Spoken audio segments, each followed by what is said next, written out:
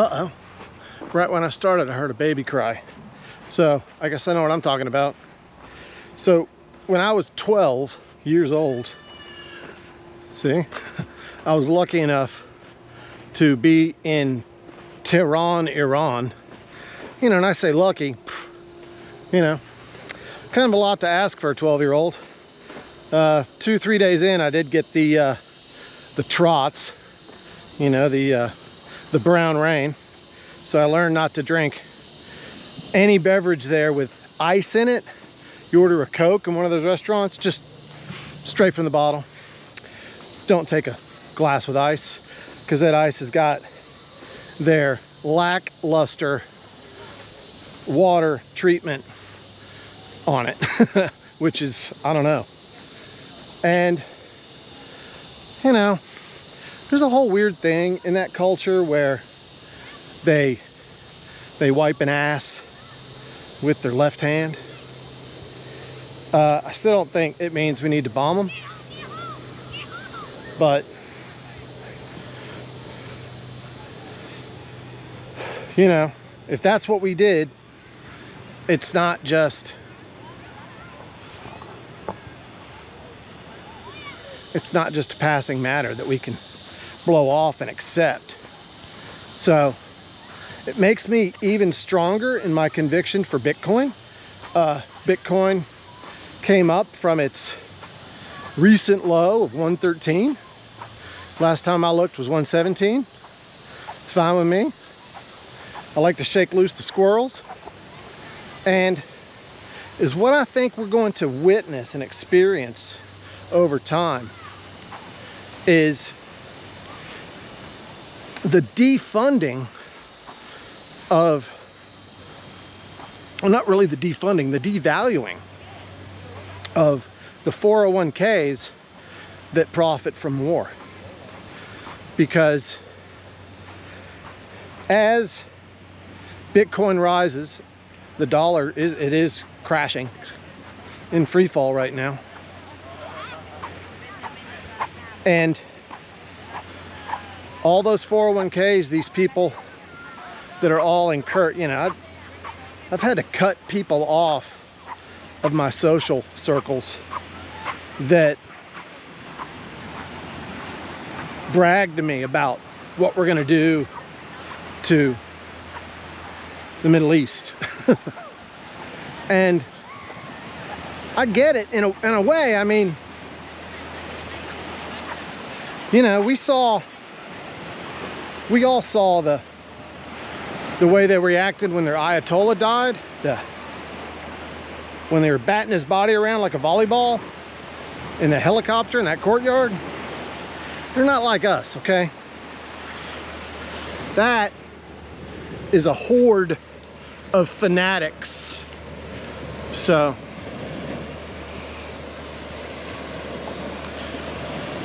I hate to say it, but I'm gonna say it. My assessment is this: they see Bitcoin coming. They see Bitcoin dominate and ruling the earth.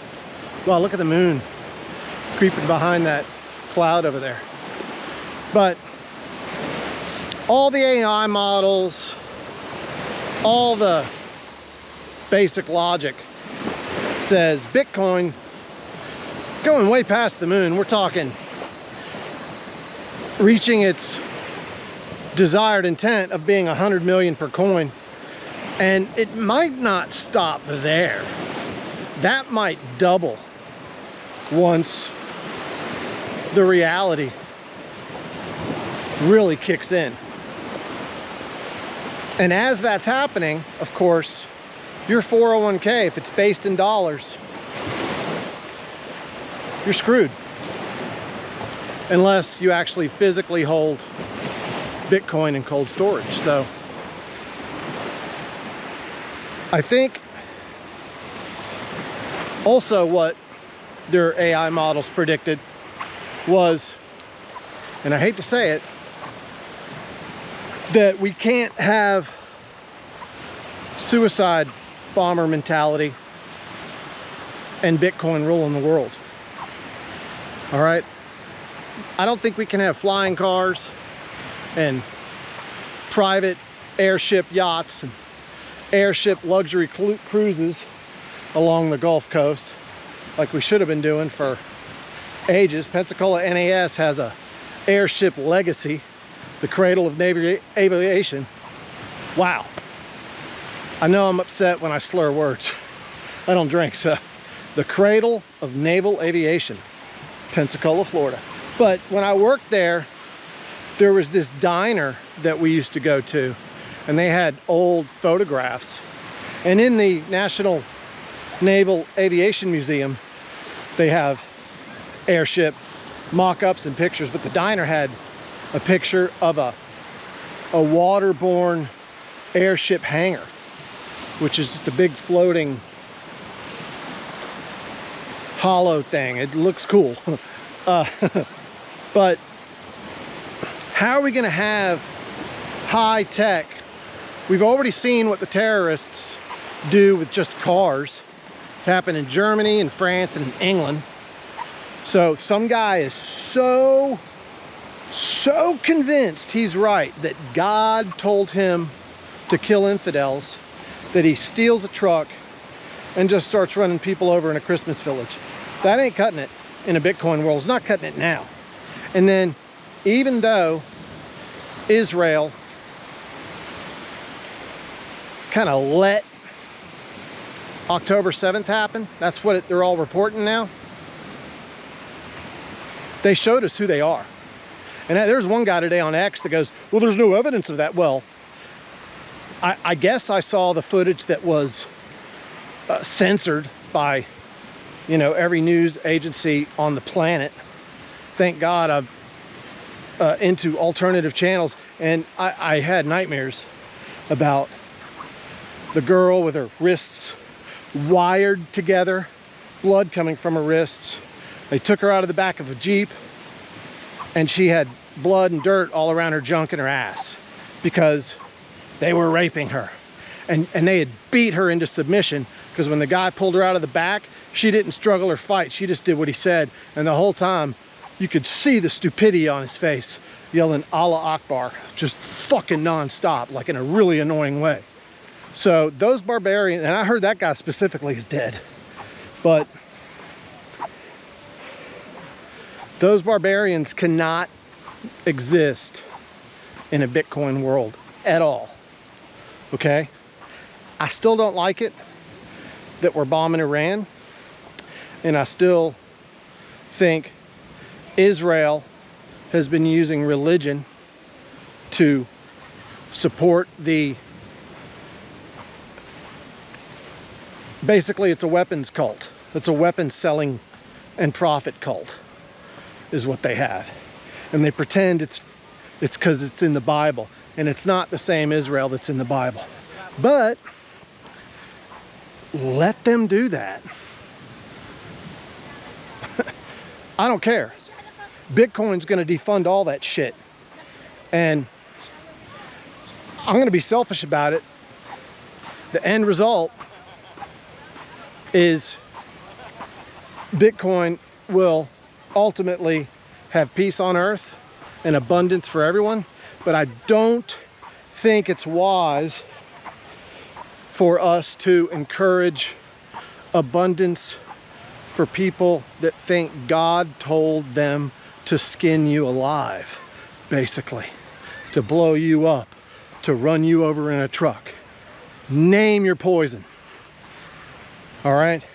And I know I've seen the other argument, and I've seen the other side. I don't like what they're doing, okay? But if it comes down to some nasty people that are into sanitation, being kosher type stuff, right? Washing their hands, not wiping their hands with their left hand, versus people that still, with all the Western shit all around them, here even in Pensacola, I DJ'd a Muslim wedding. Well, I say Muslim, they're Palestinians. Yeah, right here in Pensacola. How nice, right? I DJ'd one of their parties, a wedding. It was at the University of West Florida. And when I went to go to the bathroom, I saw something I hadn't seen since I was 12 years old, and that was greasy shiza on the water knobs and faucet. Not kidding you. There's toilet paper in the stalls. These guys took shits in it, wiped it with their hands, and contaminated. I thought I smelled something when I walked in there. I didn't. I've never had a turtle head just go back into my body. And I told the guy that was, you know, my client, actually I was subcontracting, it wasn't my client, but I told him I need to go get something to eat at the Waffle House. Kind of true. And when I came back, I told him, don't touch my mixer. And when I came back, everything on the mixer was cranked out to max, and the speakers were pretty much blown. So whatever that is,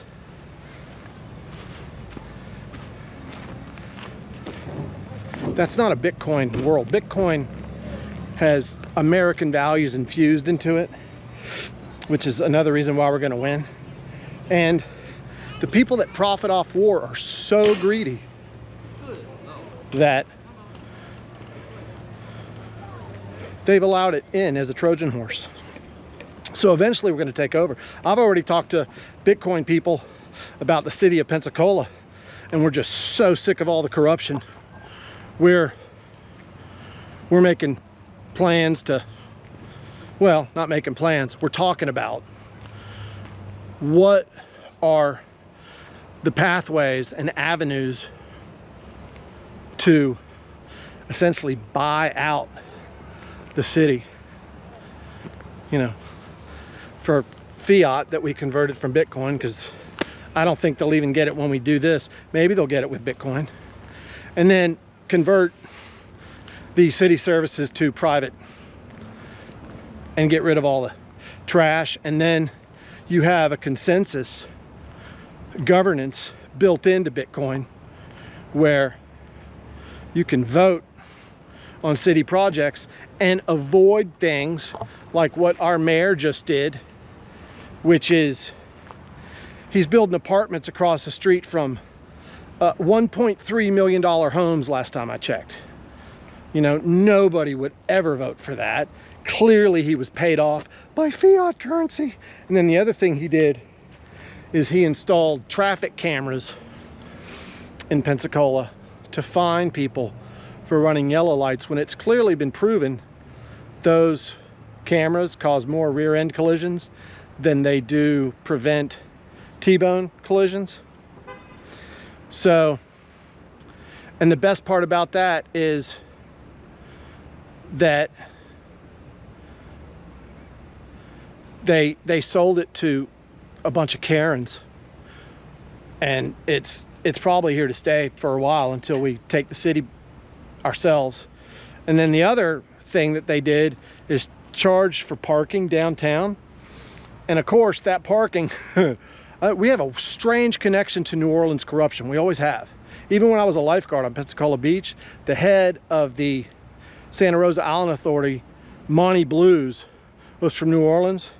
And my boss at the time, this is back in the 90s, he found 2 books they were keeping. So you can imagine what the books look like on the parking. But there again, that's an obvious, you know, hey, let us do paid parking in Pensacola, and you know, here's your little payoff, dirty little whore. And that's, I think, one of the biggest attractors to Bitcoin is ending corruption, defunding corruption. And I'm very happy that they've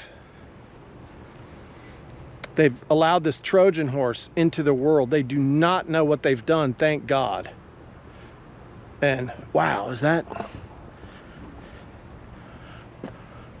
I'm sorry, I got distracted by what I thought was the biggest seagull turd in the world. It's like 4 or 5 feet long. but I think it's just melting plastic. See, thought that was, you know, not like I keep track of that. I'm just saying, when you see something impressive, you should, like, wow, that's well done, Mr. Seagull. We got big seagulls here too, but I don't want one more drop of American blood spilled going to war. I don't want us occupying Gaza. No more foreign entanglements, man. How are people blowing off George Washington's greatest wisdom? Smedley Butler doctrine. Let's talk about Smedley Butler. Smedley Butler was a Marine that won 2 Medal of Honors while he was alive, and he died on tour. Well, he was hospitalized while on tour, and he was given a speech called "War is a Racket." That's mostly what he's known for. The other thing he did, he was put into Philadelphia during the Prohibition, and he stopped alcohol for the most part in Philadelphia. That's pretty famous, which really begs the question, how have we got to a point in America where we have lawless cities with ridiculous lawless mayors like Karen Bass that thinks they're gonna defy a federal agency to get rid of people that came here illegally? And boy, Adam Carolla nailed it when he talked about some people are process, some people are action. She's all process. Also, what they want to do is talk, talk, talk, talk. Boy, she can flap that yapper. But I also thought it was funny, like right after the fires, when they interviewed her in Ghana or wherever she was, she didn't say anything. And that's because those people don't have any improvisational skills. They only say what they're programmed to say. So everybody that's happy about this war, just don't even talk to me. You don't get it, and we have nothing in common. And I think it's ironic that all the people that I know who would be cheering this on right now, last week I restricted all their Facebook accounts. Not like I really use Facebook. And then I blocked all their phone numbers, so they can't get me in, either through Messenger, or that's the only reason I have Facebook, is because some of my friends are on Messenger. But, and you don't really need to, I don't have Facebook on my phone, but you just have Messenger on there and that works, that's fine.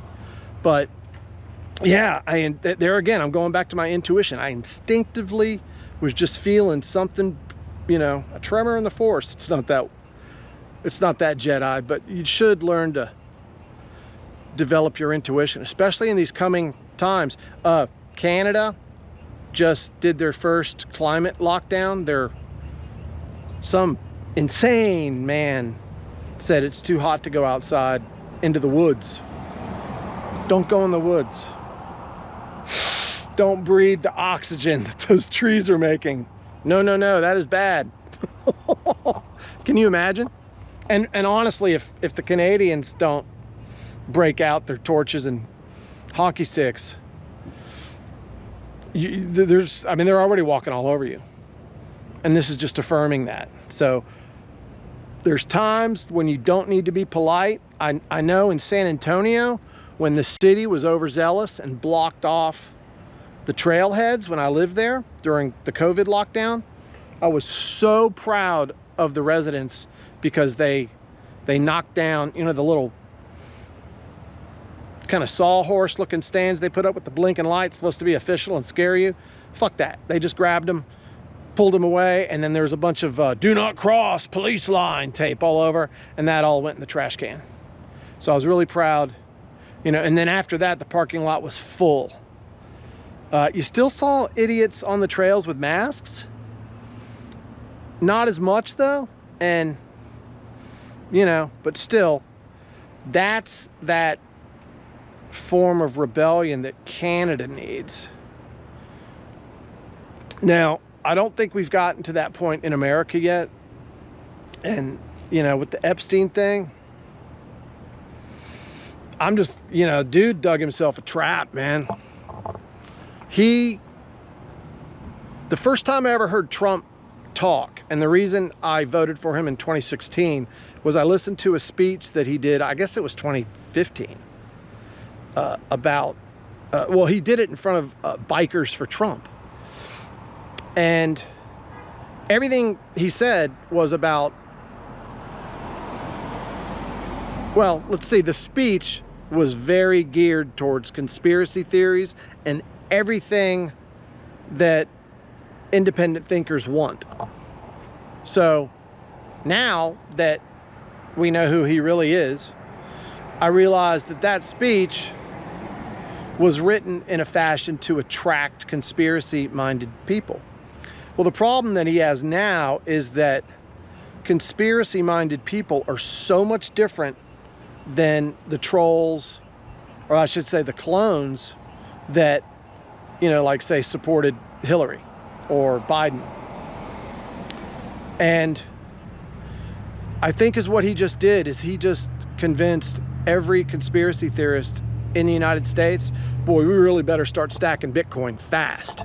So, you know, and then again, because they're so greedy, that's what they do is they stack Bitcoin. So anyway, that's all I got. Thanks for your time. This is Tony Castellucci's Mysterious World, Bitcoin bodyboarder on X.